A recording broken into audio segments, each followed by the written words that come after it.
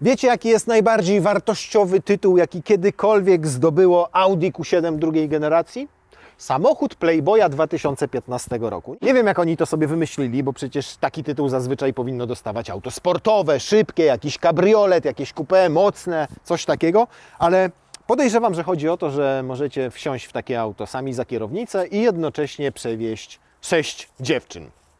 A dzisiaj w karoserii to takimi autami będziemy mogli przewieźć nawet 6 plus 4, 10 dziewczyn. A Playboyów będzie 2, bo mamy 2 Q7. I choć rocznik jest ten sam, model jest ten sam, silnik de facto jest ten sam, to różnią się zasadniczo.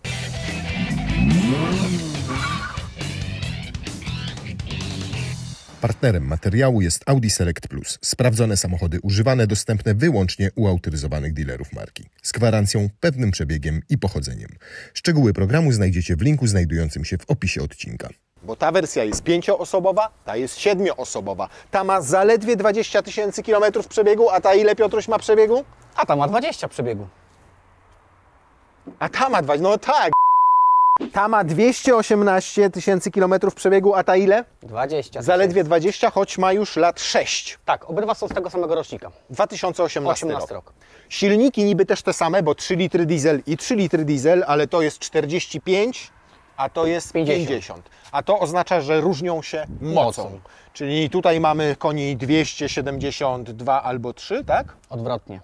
Tu Nie, mamy 272, a tu mamy 218. 500 Nm i 600 Nm. A po lifcie była zwiększona moc w jednym i w drugim. O tych poliftowych nie gadajmy, bo tam dużo się zmieniało, a w auto de facto ma 10 lat, bo było zaprezentowane w 2014 roku, produkowane od 2015 roku. W tym czasie przeszło 2 faceliftingi. Jeden w 2019 roku, ten, o którym mówisz, czyli wprowadzono m.in. mild hybrydy, trochę tam rzeczy zmieniono we wnętrzu, już pojawiły nam się 2 ekrany, tutaj mamy jeden i dużo fizycznych przycisków, co pokażemy później. A teraz w 2024 roku mamy drugi facelifting tego samochodu, co znaczy, że zostanie z nami jeszcze przez 3-4 lata. Z niewielkimi zmianami kosmetycznymi i tak naprawdę współcześnie będzie to chyba najdłużej żyjące auto. No bo ja nie spotkałem się z samochodem, który żyłby więcej niż 10 lat, a tutaj już mamy 10, a za chwilę dojdzie jeszcze kolejnych kilka. Natomiast szczerze mówiąc, jak patrzę na nie, to się nie zastarzał ten samochód. W sensie nadal wygląda dobrze, moim zdaniem skromnym. No i Q7 zawsze była gdzieś tam legendą. Natomiast ja na początku chciałem Cię zapytać o te silniki. Oj, to może zostańmy tylko przy Twoim. No ale przynajmniej widać, że ktoś kupił ten samochód po to, żeby nim jeździć, a nie żeby go pieścić. Tak naprawdę, słuchajcie, to auto kupił człowiek w 2018 roku, jest pierwszym właścicielem i normalnie na co dzień jeździ sobie 911 Turbo S, ma jeszcze kilka innych samochodów, a to auto kupił jako auto użytkowe dla rodziny. W ogóle o nie nie dba, tu po prostu ma zapakować 5 osób, ma 3 dzieci, ponad 200 000 nalotu, więc cały czas ten samochód funkcjonuje i żyje, ale to też fajnie nam pokaże, w jakim stanie taki samochód użytkowany naprawdę intensywnie będzie po takim przebiegu i po takim wieku. Bo ten egzemplarz kupił sobie lekarz, młody lekarz, neurochirurg. Kupił go sobie po naszych materiałach z programu Audi Select Plus. Wychuchane, wydmuchane, wszystko działa jak trzeba. Laleczka. Tak, tylko potem pokażemy też te różnice, inaczej wyposażony. No i też ten inny silnik. I tutaj moje pytanie pierwsze brzmi tak. Czy to jest dokładnie ten sam silnik, tylko ma inne oprogramowanie w sterowniku? To jest ten sam silnik, różni się oprogramowaniem sterownika silnika, ale... Dobra, no spoko, już wszystko wiemy. Ale nie dałeś mi się jak zwykle rozkręcić. No ale mam... Długo czasu się Ale wiesz, że to jest rzeczy do zrobienia? Nie wiem, czy możemy tak wszystko mówić, żeby naszych widzów tutaj straszyć, ale generalnie ten silnik, no w opinii jakby internautów i użytkowników twierdzą, że nie jest zbyt dobry. Nie do końca się z tym zgodzę, bo on po prostu potrzebuje większej opieki, tak jakby, nie? Czyli tutaj, tak jak przykładowo ten właściciel tego samochodu, on do niego naprawdę dba. Wszystko trzeba robić mechanicznie, wszystko robi na czas. A są ludzie, wiesz, którzy no, nie przestrzegają takich zasad. Nonszalancko podchodzą do tego. Jadzą samochodem, wiesz, 30 000 olej, no i potem mogą się zaczynać problemy. Dużym też problemem jest to, że takie samochody są użytkowane w mieście, na krótkich odcinkach i to niestety jest zabójstwo tych... Nie lubią tego, tak? Nie lubią, bo wiesz, to jest ekologia. Czyli mamy tutaj EGR-y, mamy tutaj DPF-y, które no niestety tutaj są szkodliwe dla tych silników. Też tu musimy wspomnieć o jednej rzeczy, tego niskiego ciśnienia oleju, o którym tutaj często tam zarzucają, że to wszystkie 3-litrowe TDI. I tak, i nie, dlatego że to się konkretnie tyczy konkretnych oznaczeń silników. I to są silniki, które były wprowadzane do 2018 roku, czyli wszystkie silniki oznaczeniem C. CRT, CRTC, CRTR bodajże, czyli wszystkie te 3 CRT. Silniki są narażone na ten niskie ciśnienie oleju na biegu jałowym. I to jest to coś, co zabija ten silnik. W tych silnikach tutaj, które mamy tutaj dzisiaj u Ciebie na podjeździe, czyli 45 TDI i 50 TDI, jest poprawione to ciśnienie, tak? Czyli jest podwyższone. Powinno być według komputera... Na tym biegu jałowym, tak? Biegu jałowym. Jak podłączysz sobie komputer diagnostyczny i sprawdzisz sobie ciśnienie oleju, to ono jest tutaj w przedliftowych, tych wadliwych silnikach jest na poziomie tam 2 barów, nie? Tam 2. Fabryka je podniosła na 2,4 bara. I to już zdało egzamin? Zdało egzamin, natomiast firmy przerabiają to na 2,6. Jeszcze podnoszą. Tak, dodatkowo. troszeczkę podnoszą, nie? I to jest wtedy dużo lepiej. Miałem u siebie niestety na warsztacie taką Q7 z 2017 roku po przebiegu 110 czy 112 jakoś tak przebiegu. No i niestety w trasie klientowi zaczął silnik stukać. Myślał, że może oleju mu zabrakło, bo nic mu nie poinformowało, bo też trzeba tu powiedzieć, że nie mamy typowego bagnetu do sprawdzania oleju, tylko mamy tutaj elektroniczny bagnet, więc nas poinformuje w momencie takim, kiedy jest już tego oleju za mało, bądź tego ciśnienia już nie ma i już jest. W optokach. Jakieś inne defekty, na które trzeba zwrócić uwagę? No jest tu trochę rzeczy, tylko mówimy tu W skrócie, skrócie żebyśmy się nie zrobili programem dla mechaników. Tylko mówimy to już o dużych takich przebiegach. Dużych, czyli 150-200 tysięcy. Nie, no 70 to nie jest duży przebieg, to nie oszukujmy się. No dobrze, 150-200 i co robimy? Podkładki pod wtryskiwaczami potrafią wydmuchać. Na wałkach rozrządu są kompensatory takiego luzu, potrafią hałasować. Zapychają się przy dużych przebiegach, tak jak wspomniałem, jak jeździsz w mieście, czyli zapycha się kolektor ssący sadzą. DPF. Drogie to są imprezy, czy to koszty niewielkie w porównaniu? Słuchaj, to ten emblemat chyba nam mówi, że to będzie drogo, nie? Okej, czyli tanie już było. Także tanie już było, teraz będzie tylko drogo. Wiesz, no ceny usług w serwisie są dosyć duże, natomiast jeżeli byśmy tu bazowali na zamiennikach i tutaj powtarzam po raz kolejny zamiennikach, czyli to są te części, które są produkowane bez logo danej marki. Ale są częściami, które dostarczane są do Audi, czyli tak jak wahacze są firmy Lemforder, montaż. ale mają wytarte emblematy, tak jak filtry są, nie wiem, na przykład Boscha, czy tam Knechta, czy Mana, no to kupujemy je po prostu bez emblematu i kupujemy zazwyczaj je o połowę taniej. Także jeżeli byśmy bazowali na zamiennikach, to możemy tutaj troszeczkę zaoszczędzić. Teraz chciałbym zajrzeć za przeproszeniem strony do tych samochodów, ponieważ mamy wersję 5-osobową w tym wypadku, tutaj, czyli nie mamy dodatkowego rzędu siedzeń schowanego w podłodze i pytanie, jak to wygląda w wersji 7-osobowej ten bagażnik, która jest tutaj, bo często mamy takie pojęcie i często tak jest w samochodach, że jak dokładasz sobie dodatkowe te 2 fotele z tyłu, to ta pojemność bagażnika Ci się zmniejsza. A tu jak jest? To tu jest jak widzisz, praktycznie nam się nic nie dzieje. identyko. Identyko. Jedyna różnica, jaką widzę gołym okiem, to jest taka, że tutaj, w tym miejscu znajdują się plastikowe takie podłokietniki, tak to można nazwać, z uchwytem na kubek. I to jest wszystko, to jest cała różnica. No tutaj jeszcze jest elektrycznie sterowana roleta, a w tamtym egzemplarzu tego nie ma. Jest manualna, ale ten egzemplarz i tak jest mocno jeszcze wyposażony, bo mamy jeszcze hak elektryczny, mamy co mamy? Mamy jeszcze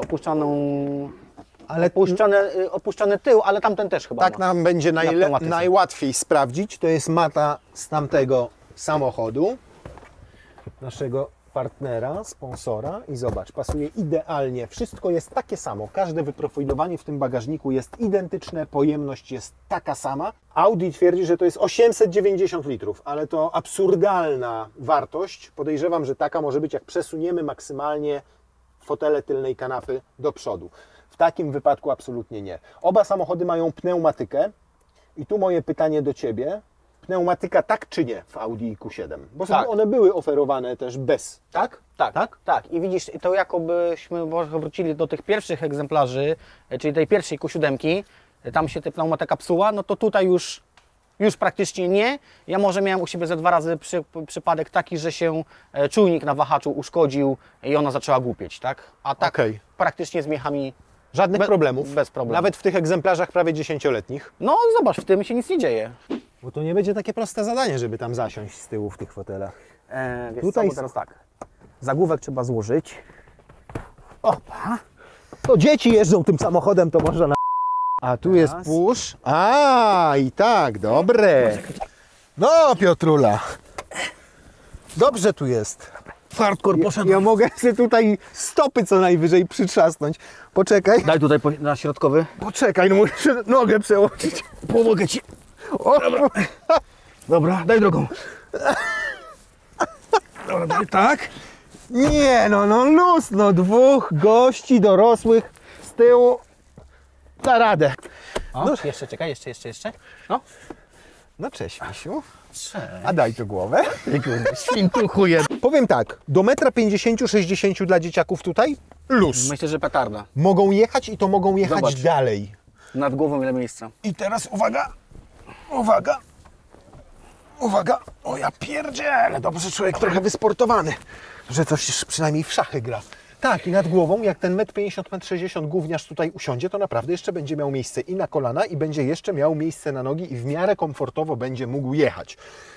Więc tutaj naprawdę duży szok. Pasy bezpieczeństwa są tutaj nawet głośniczki tego systemu Bose, tutaj mocowania na kratki, lampeczki nawet są z tyłu, dokładnie, żeby gówniarstwo mogło sobie poczytać książek, chociaż pewnie będzie i tak wolało siedzieć w tabletach. To teraz pytanie, czy jak tam z tyłu usiądzie sobie część nieletnich, to inni nieletni będą jeszcze mieli miejsce tutaj. Tutaj jak w ten sposób sobie usiadłem, no to znowu jak ten dzieciak ma 1,50 m, 1,60 m, który siedzi tutaj, no może do 1,70 m, to też jeszcze jak Cię mogę. Może nie jest to super komfortowe, ja tutaj dotykam kolanami fotela przede mną, ale wyobrażam sobie, że 5 dzieciorów tutaj z tyłu albo osób do 1,60 m, 1,70 m maksymalnie będzie w stanie przejechać jakiś dystans, może niezbyt długi, bo takie 7-osobowe auta nie służą do tego, żeby pojechać do Chorwacji, bo i tak tyle bagażu nie zabierzesz dla tych ludzi, no chyba że 2 boksy dachowe sobie machniesz na dachu. No to wtedy może tak. Ale na krótkich dystansach, Przecież podobno nie kupujesz SUV-a po to, żeby mieć boks dachowy. jak kupuję 4- czy 5-osobowego, to nie. Natomiast jak kupuję 7-osobowego, to być może tak. Natomiast jak sobie odsuniemy tę kanapę do tyłu, to proszę bardzo, jak król na włościach, mój drogi, nawet za Tobą. W ogóle pełno miejsca i na stópki moje drobne. Oho, chyba nie posprzątałem. O, dzieci. Ale istotniejsze jest naprawdę to, że auto ma ponad 200 000 nalotu. Naprawdę widać, że jest użytkowane intensywnie przez całą rodzinę i przez te dzieciaki, a ta skóra jest naprawdę w niezłym stanie z tyłu. Nie ma nigdzie przetarć, nigdzie nie jest popękana, nigdzie nie jest, no jest po prostu, wymaga odświeżenia i to jest wszystko. Siaty Bierz nie pod są uwagę, porozciągane. Bierz to pod uwagę, że najpierw jeździły foteliki i po tych fotelikach też nie widać śladów na skórach, ani nie są poodgniatywane. Zresztą widać, ani... że dzieci nie są jeszcze najwyższe, bo tutaj mamy Tak. zamontowane 3 takie pasy, nie? Te skracające, takie dla dzieciaków. No to fotel kierowcy widać, że już troszeczkę bardziej jest zużyty, widać jakieś tutaj popękania. Przetarć wprawdzie może nie ma, tu może coś ostrego ktoś miał, nie wiem, w kieszeni. No i troszeczkę tutaj gąbeczka odstaje. I tutaj, gdzie mamy rączki, czyli gdzie sobie opieramy łokieć, też nie jest jakoś zniszczony, poprzecierany. Mięciutko, mięciutko. O, tu nawet jest skórki, trochę takiej alkantarki fajnej. Często mówimy, że te samochody współczesne są zrobione z takich materiałów, że już po 100 czy tam 120 tysiącach zaczyna być widać w nich stopień zużycia. Bo tak naprawdę nie rocznik o tym świadczy, nie to ile samochód ma lat, bo możesz mieć 10-letnie auto, które ma 20 000 przebiegu i będzie jak nowe, no bo wiadomo, ma 20 000 przebiegu, rzadko kto w nim siedział. A tutaj mamy przykład samochodu, który ma 6-7 lat, więc już spokojnie można go zaliczyć do tych nowocześniejszych, który jest bardzo intensywnie eksploatowany, który ma prawie 220 000 kilometrów przebiegu, a to mało nie jest, a on naprawdę wygląda dobrze. Przykładowo w Volkswagenie już te przyciski już by było po nich widać, nie? Po 200 000, że są gdzieś przetarte, tu gdzieś ten panel. Ale zajebiście są zrobione te dywaniki. Zobacz, nawet tutaj delikatnie wchodzą na próg i nawet mają w tym miejscu specjalną podkładkę na lewą stopę. Mało tego, I mocowania fabryczne. powiem Ci jedną ciekawostkę, nie wiem czy o niej wiesz. No, Wiesz o tym, że płyta podłogowa Audi Q7, Q8 I Urusa jest taka sama? I Bentaigi, i Volkswagena Touarega. Tak. I te wszystkie, i te dywaniki, jeden model wchodzą do wszystkich tych samochodów. Tak. Czyli znasz tą samą ciekawostkę co ja. tak, bo mi ją powiedziałeś przed tym, jak zaczęliśmy kręcić materiał. Paniaczek. O, ale ta tapicereczka ładniejsza. Ładniejsza, bo ona jest z S-Line'a i tutaj ma taką fajną alkantarkę przyjemną. O, jak przeciągnę ręką, to nawet zmienia swoją barwę, bo zależnie jak się włos ułoży na niej. No i rzeczywiście, no 20 000 kilometrów to, o, tutaj jedynie widać, że samochód, o zobacz, jak to, a to jak to w tamtym wygląda? ale właśnie na to zwrócimy uwagę, tam dużo ładniej wygląda. Tam A nie to jest jak tak to? mocno Dlaczego to po pracowane. 20 Wiesz co, 000 może tam wygląda tak? użytkownik nie wrzucał żadnych kluczy, ani jakichś takich, wiesz, rzeczy, wiesz? No ale to co tutaj, kurna, co woził? No chomika, który ciągle to drapał? No coś tu musiał, zobacz, tutaj nawet te aluminium tutaj, widzisz, jaka jest... No to ktoś musiał nieźle tam podziałane. targać To kluczami non-stop Przypuszczam, po że to prostu. mogły być, wiesz, rzucane klucze, nie telefon. Kluczyk. Wiesz co, jedna jeszcze jest rzecz, o której nie powiedzieliśmy przy tamtym fotelu, że tam jak usiądziesz i odpalisz samochód, fotele są pompowane i fajnie Cię zaciskniają tutaj na... Ale te są ładniejsze. Wiesz co, Ja jestem wzrokowcem. ładniejsze, to fakt, bo mi się też bardziej Też mi się podobają. bardziej podobają Bardziej mi się naturalne dziewczyny i ładne, a nie napompowane. Tak, ale jak Cię potem tak udami ściśnie, to zobaczysz, jak jest fajnie. Ależ ja lubię brzmienie tych 3-litrowych jednostek diesla. Mówię całkiem serio. Tak, ja też lubię, bo one mają bardzo przyjemną charakterystykę pracy. Tak. Nie klekoczą jak taki typowy bocian, nie piłuje się z tego silnika, Nie. a mają fajną taką cichutką. Tak, ten taką dźwięk już nie aksamitny wiem... taki, on mi naprawdę pod taką fajną V6 podchodzi już, nie? Pamiętasz pierwsze V6 takie Volkswagenowskie 2,5? No pewnie. Pamiętasz, jak on fajnie mięciutko pracował Tak. ten silniczek? No i dokładnie tak Pięknie. jest tutaj. Siedzisz Tak. w środku i Ci przyjemność sprawia słuchanie tego. To nie jest tak, że to jest dobrze wyciszone, że tutaj, że boisz się tego dźwięku czy coś, tylko chodzi o to, że on sprawia Ci przyjemność od słuchania tego silnika. Mnie przyjemność też sprawia w tych wersjach przedliftowych to, że tu wszystko było analogowe. W tym polifcie, pamiętasz, mamy już tu duży ekran, taki jak w Audi A6 i pod spodem ten mniejszy, natomiast w tych mieliśmy taki ekranik. Zaleta, no ja strasznie lubiłem to chowanie i to takie cichuteńkie też, nie? Cyk i jest. Wielkościowo dobra, mógłby być trochę większy rzeczywiście, natomiast największa niestety wada to, że on nie był dotykowy. No nie mógł być, bo też był bardzo daleko, to nawet jak jestem oparty dobrze o fotel, to do niego nie sięgam. Ciężko byłoby Natomiast obsługiwało się go tutaj tymi pokrętłami, tymi psztryczkami, czyli z tej pozycji. No coś za coś. Fajnie to wyglądało. Bose, tak? Bose. Nie wiem. Pneumatyczka, no tak, to sobie możemy tutaj sprawdzić, jak jedzie w komforcie. Jakie tryby pracy, nawet all-road jest i lift w off-road, czyli można w teren, ależ przyjemnie wybiera te nierówności. No to jest zaleta pneumatyki, że jedziesz po takiej drodze ponad 50 na godzinę, gdzie normalnie inne samochody wjeżdżają, 3 dyszki i to jest maks, nie? A tutaj on zachowuje poziom skubany tej swojej budy i naprawdę niewiele i hałasów i niewiele czuć tych nierówności tutaj. No i tak jak wspomniałem, ta pneumatyka już się tak nie psuje, czyli już nie ma jakichś tam poważnych usterek, tak jak było to w pierwszej wersji. A zaresetuję mu, poczekaj, komputer pokładowy już jestem. A już mu resetowałem, jak wyjechaliśmy. Tak? Nie zauważyłeś. Coś brutalnie jechałeś, bo Ci pokazywało 14 litrów średnie zużycie paliwa. No, natomiast doceniam tą analogowość, tę czytelność tego panelu klimatyzacji, to, że wszystko masz tutaj pod ręką, klikasz, jest włączone, klikasz drugi raz, jest wyłączone, to, że tryby jazdy masz nie gdzieś poukrywane w ekranach, tylko masz tutaj na wierzchu, to, że możesz sobie wyłączyć kontrolę trakcji, że masz asystenta zjazdu, jak pojedziesz w ten off-road. No takie klasyczne, ale przejrzyste, a jednocześnie było to też jedno z pierwszych Audi, gdzie już pojawiły się cyfrowe zegary. Tak zwany virtual cockpit. Virtual cockpit. I to jeszcze jakoby jest fajne, natomiast to, że tutaj są te wyświetlacze, tak jak mówimy po lifcie, to już mi tak się średnio, no to jest naprawdę dużo fajniejsze. Tak jak sam wspomniałeś, te klikanie, że słyszysz, że to tak... Że pracuje. Tak. Niemniej i tak w Audi mi odpowiadają te nowoczesne multimedia, w sensie te 2 ekrany, bo one są czytelne, nie są pstrokate, są szaro-czarno-białe, wszystko tam jest łatwo znaleźć, więc jeżeli chodzi o intuicyjność obsługi i praktyczność, to one są spoko. No ale ja jakoś jestem tradycjonalistą, jestem przywiązany do takich rozwiązań. Z fajnych rzeczy bardzo lubiłem ten podłokietnik, nadal lubię, który tutaj ma jedno położenie takie, możesz go regulować sobie na wysokość, I na a jednocześnie możesz dokładnie sobie na długość i kierowca i pasażer niezależnie mogą to regulować. Nie lubiłem tego i nie lubię nadal tego, że tutaj ten podłokietnik jest mizerny, mikry. Tutaj wchodzą kluczyki, portfel i to jest wszystko. Mógłby być głębszy, mógłby mieścić trochę więcej rzeczy. 2 gniazda USB-C takie tradycyjne tu są i wyjście AUX.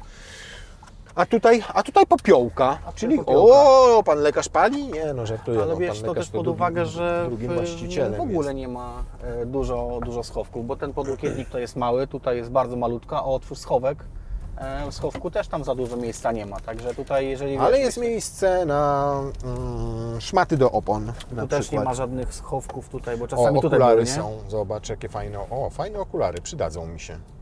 Spawalnicze. Spawalnicze, No jak? O. Zobacz, o. O kurna. tam wiedział, wiesz. A jak wrażenia z dynamiki, mój drogi? Bo 218 koni nie brzmi dobrze w przypadku samochodu, który jest ciężki, bo waży ponad 2 tony. Jak wrażenia z dynamiki? Wiesz co? No przy Twojej jeździe to by Ci 118 wystarczyło. Wystarczyłoby mi, bo słuchaj, jeździmy w mieście, więc nie możemy tu przekraczać prędkości. Staram się jechać 50. Nie o prędkość chodzi, tylko o to, żeby wiesz. to był niski moment obrotowy, a już żebyś czuł, że samochodzik odjeżdża.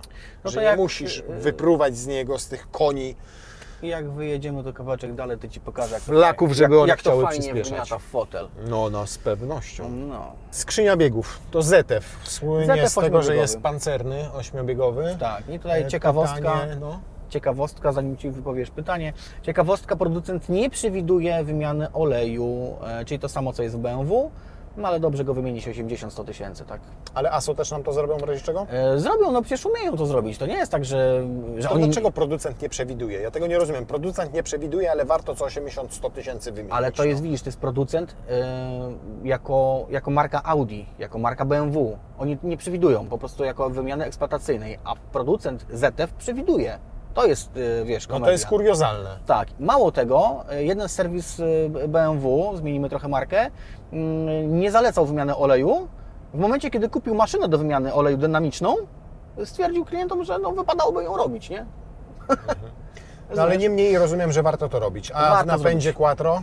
Czyli mamy tutaj stały, on normalnie jak tak sobie jedziemy teraz 87/90, to on 40% tej mocy i momentu ma na przodzie, 60% z tyłu, ale te proporcje mogą się zmieniać cały czas. Maksymalnie może być tak, że ma nawet 85% z tyłu, tylko 15 z przodu, albo 75 z przodu, a 25 z tyłu. Pytanie, czy o ten napęd quattro też trzeba jakoś specjalnie dbać, żeby on nam dłużej posłużył, bo on ma chyba tutaj 2 mechanizmy różnicowe, jeden centralny, tak, i drugi i jeden z tyłu.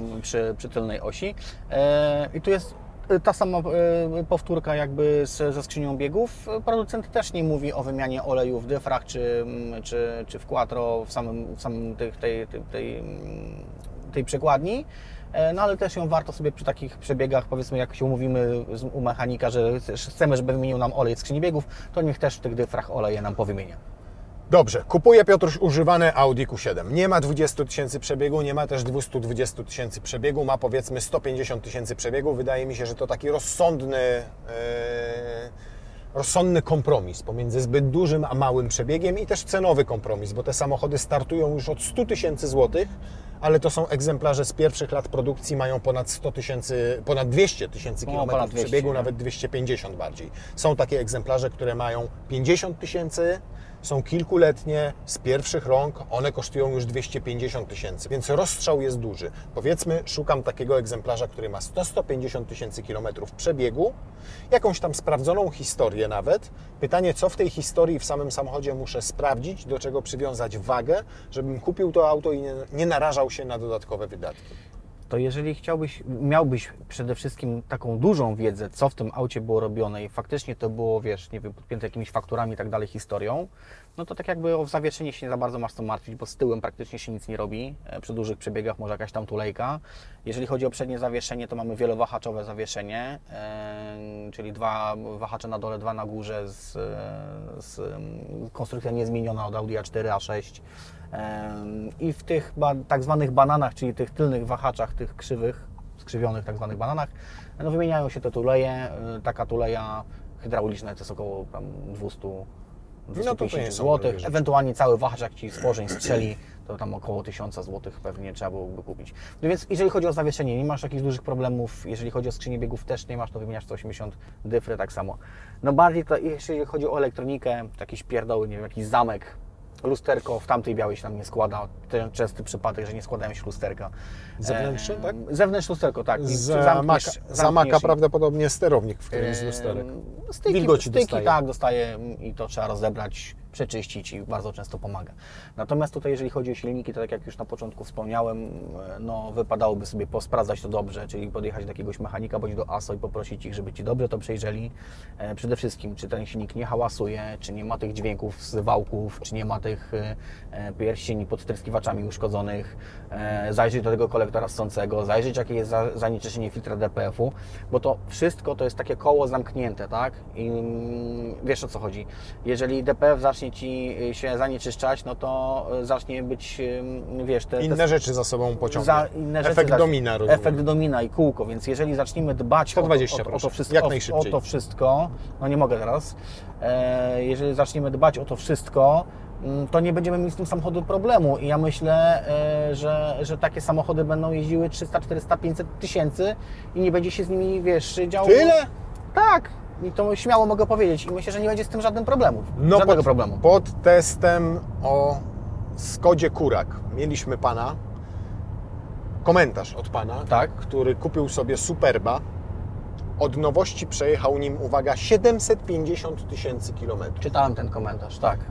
Zero jakichkolwiek poważnych napraw, ale rzeczywiście powiedział, że wymiana oleju co 10 tysięcy kilometrów i wypala DPF. Jak tylko słyszy, jak tylko widzi, że silnik ma trochę wyższe obroty na biegu jałowym, to znaczy, że To go zaczyna przede wypalać. wszystkim nie gasi, Nie gasi, I jedzie. jedzie.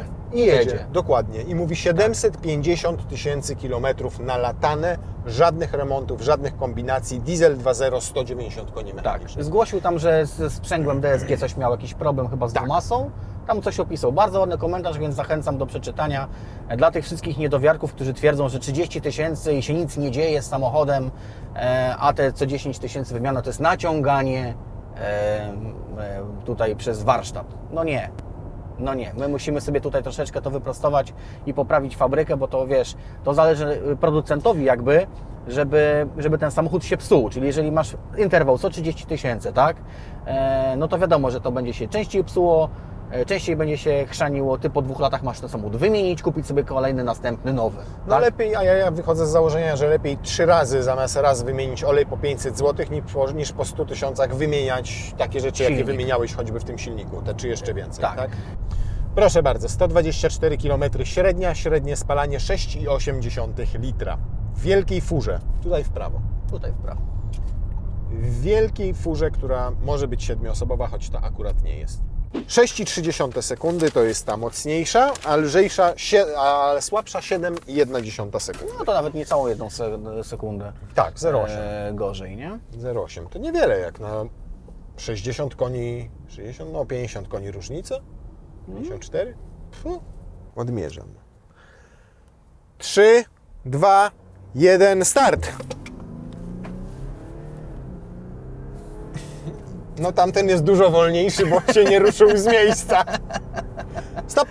Coś mu nie wyszło. No a my nie mamy spektakularnego wyniku, bo z 7-3, które powinniśmy zrobić, zrobiliśmy 8-1. No tak prawie sekunda gorzej niż powinien. Niemniej powiem Ci, że subiektywnie lepiej to odczuwa się. W sensie ten pierwszy moment startu, kiedy Takiego- ona dostaje takiego kopnięcia. uderzenie tych newtonometrów i uderzenie tych koni, jest bardzo odczuwalne. Dobra, włączaj dy. 3, 2, 1, start!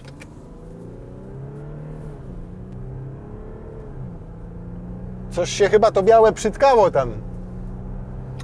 Albo producent nie potrafi przyspieszyć.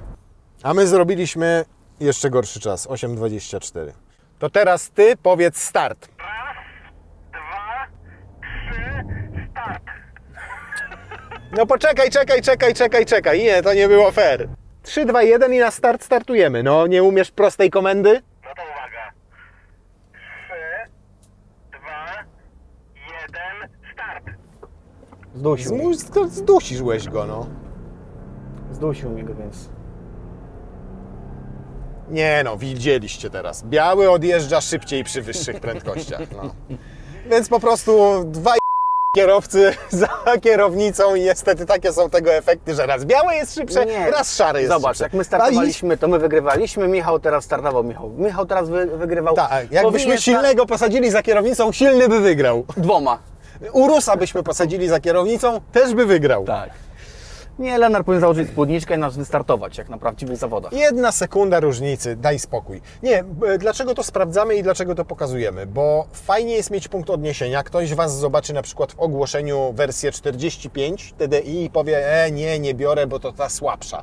A tak naprawdę różnice są kosmetyczne w tym wypadku. Na papierze już są kosmetyczne, bo to tylko 0,8, a jeszcze bardziej kosmetyczne są w rzeczywistości. Może się zdarzyć nawet, że ta słabsza będzie szybsza, bo to zależy od punktu startu, od tego, czy nie zdusisz silnika i tak dalej, i tak dalej. Nawet różnica w prędkości maksymalnej nie jest spektakularna, bo to 216 km i 234 km na godzinę. Więc no, kto jedzie 220 czy 230 takim subem? No, jak kupujesz SQ7 albo SQ8, to ok, już rozumiem, ale przelotowa dlatego to jest 170-180 i oba te samochody będą równie godnie ją znosiły, czy to słabszy, czy to mocniejszy. Zwłaszcza, że przy tych większych prędkościach to tym samochodem tak już czujesz, że jedziesz takim gabarytem. Ja nie? chciałbym tylko przez to wszystko powiedzieć, że jak znajdziecie okazję na 45 TDI, to nie upierajcie się przy tym, że musicie szukać 50 TDI, bo to jest mocniejszy i bardziej dynamiczny motor.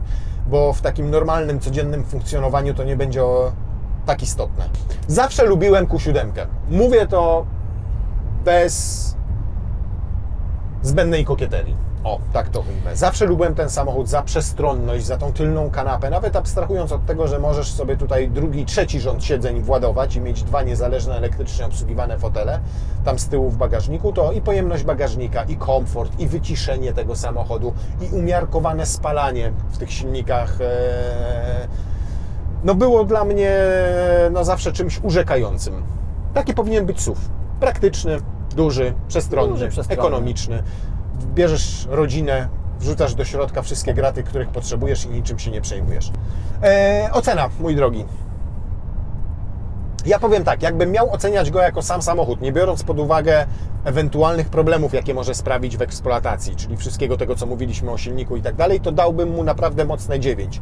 Odejmuję mu 1 punkt za to, że jednak jest tutaj trochę rzeczy, takich, na które przy używanym samochodzie trzeba szczególnie zwrócić uwagę. Jak kupujesz Toyotę czy Lexusa, to możesz sobie pozwolić na to, że bierzesz ten samochód w ciemno, bez sprawdzania jego historii, bez wnikania w to, czy były zmieniane pierścienie pod wtryskiwaczami, czy było zrobione to, czy czyszczony kolektor, czy EGT, czy GPF i tak dalej. W ogóle masz to w pompce, bo ten samochód albo tego nie ma, wszystkiego, albo jak to ma, to jest to na tyle trwałe i niezawodne, że w ogóle 200-300 tysięcy kilometrów nie robi na tym żadnego wrażenia. Tutaj w tym wypadku jednak, już nawet w przypadku auta, które ma 100 tysięcy kilometrów przebiegu, musisz do pewnych rzeczy przywiązywać wagę i sprawdzić, czy one są w należytym stanie, albo czy poprzedni właściciel o nie dbał. Dlatego minus 1 punkt, a nawet minus 1,5 za to, że trzeba dużo większą wagę przywiązać do tego auta, gdy się kupuje je jako używane. No to jest właśnie to, że musisz o tym pamiętać, że to jest właśnie nie 30 tysięcy, a 15 tysięcy ten olej, jednak przy tych 150 sprawdzić podkładki, coś się może dziać. Jest takim dzieckiem, o które musisz tak jakby... Zabiegać i się troszczyć. Nie jest samoobsługowe, niestety. Nie jest samoobsługowe. No jak widzieliśmy tutaj na załączonym obrazku, no zużycia też jakoś po tych samochodach nie widać po 200 tysiącach czy po 20 tysiącach. Za to też dużo. Także ja bym, nie wiem, czy ja bym nie dał mu jakiejś takiej 9,5, może pod dyszkę bym podchodził. Wiesz co, koszty eksploatacyjne też nie są jakieś duże, bo jeżeli wymieniamy ten olej w miarę często, filtry też nie są jakoś mega drogie. Wprawdzie nie wspomnieliśmy tutaj o kosztach, ale przykładowo, nie wiem, filtr oleju tam w zamienniku, nie w oryginale, tylko w zamienniku jakieś, nie wiem, 90 zł, filtr paliwa 250, kabinówka bodajże też 250. Dramatu nie ma. Nie ma dramatu, wiesz, jak na auto klasy premium, duże auto klasy premium, to nie ma dramatu. Mogą być jakieś problemy już tam z hamulcami, bo to już pewnie droższe zabawy, no ale i tak wykładamy na te auto ponad 200 tysięcy, więc bierzmy pod uwagę, że to też te części nie będą tanie jak do dużego Fiata, no. Znaczy ja też wiem to po swoich samochodach, które sprowadzam ze Stanów, chociaż one są sporo starsze. Ale sprowadziłem jedno takie Audi A6 2.0 TFSI, które owszem, za wielką wodą było tanie, ale jak przyjechało, to władowałem w nie łącznie 12 000 złotych, żeby zrobić w nim zawieszenie, wahacze, amortyzatory, poduszki pod silnikiem, uszczelnienia w silniku, program skrzyni biegów, bo na stany jest zupełnie inny i tak dalej, i tak dalej. Więc w sumie, jak to wszystko się uzbierało i wrzuciło do kupy, no to wyszło tego na 12 000 złotych. Ale teraz mam przynajmniej takie auto, które mam pewne, które wiem, że przejedzie jeszcze kawał drogi i na przykład w drodze do Hiszpanii na dystansie 3000 km. Wiesz, ile oleju zużyło? To 2.0 TFSI, słynne żłopiące olej, 2013 rok? Zero. Nic. Tak jak wskaźnik był ustawiony, ten elektroniczny bagnet na połowę, minimum max, dojechałem, było dokładnie połowa. Była połowa. Także to nie wszystkie egzemplarze też ten olej chleją. I nie warto wierzyć po prostu takim stereotypom, że jak 2.0 TFSI bierze olej, to już musi brać każde. To prawda, więc to też nie możemy się sugerować tym, co wszyscy piszą w internecie, ale warto też sobie wyrobić własną opinię.